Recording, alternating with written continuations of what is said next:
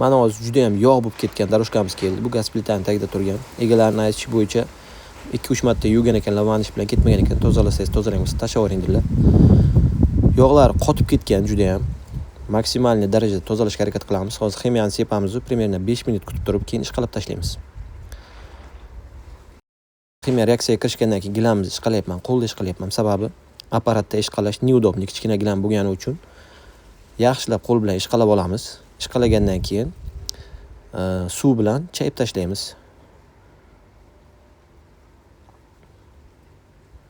Mana hozir suv bilan chayilgandan keyin holati yog'lar yo'qoldi 90% ga, 100% bo'lmasa ham 90% yo'q qildik. Mobillar qop-qora bo'lib ketganini ko'rgan bo'lsalaringiz, hammasi chiroyli bo'ldi.